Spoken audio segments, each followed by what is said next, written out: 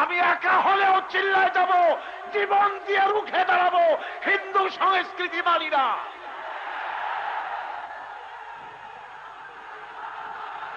শুরু হয়েছে 31st night observe করা, 31শে ডিসেম্বর উদযাপন, নববর্ষ, ইংরেজি নববর্ষ উদযাপনের জন্য বাংলাদেশ পৃথিবীর দ্বিতীয় বৃহত্তম মুসলিম দেশ, এইখানের যুবক যুবতীরা কাপড় চোপড় ছেড়ে যে বেহায়ামি হয়, এদেশে কোন মুসলমান শাসক আছে বলে বিশ্বাস করার কারণ না। আজ এখানেই শেষ নয়, আসতেছে নববর্ষ। নববর্ষ উদযাপনের জন্য আয়োজন শুরু হবে আর কদিন পরেই।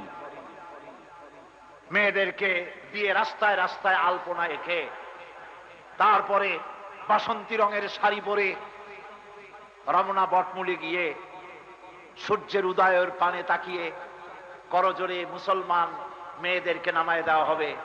মুসলিম যুবক যুবতীরা সূর্যোদয়ের পানে তাকিয়ে বলবে, এসো হে নববৈশাখ স্বাগতম হে।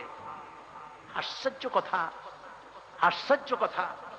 নববর্ষ পালনের সাথে আলপনা আঁকার সম্পর্কটা কি?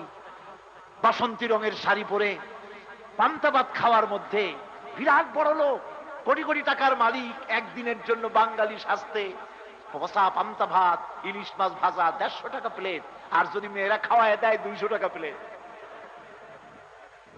আমি কি কোনো অসত্য কথা বলছি? এই সংস্কৃতি আমাদের নয়, বাঙালি সংস্কৃতির নামে বাংলাদেশে যা শুরু হয়েছে হিন্দু সংস্কৃতি, আমরা এই হিন্দু সংস্কৃতি মানি না।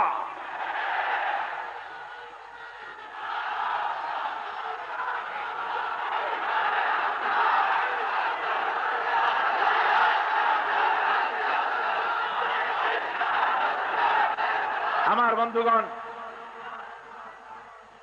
বর্ষ নববর্ষ যদি উদযাপন করতেই হয়, আপনার ছেলেমেয়েরা কি বলল? এসো হে নববৈশাখ স্বাগতম হে। বৈশাখ বলল, বাবাজিরা আমারে ডাকতেছ?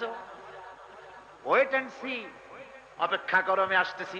রুদ্র মূর্তি নিয়ে কাল বৈশাখীর নুনুক জিহ্বা বিস্তার করে 280 মাইল স্পিডে আসবো, তোর বাড়ি ঘর ভাঙ্গা সমুদ্রে ভাড়ায় দেবো, অপেক্ষা কর। বৈশাখ নিজে চলে না, ওরে কেউ চালায়। কে চালায়?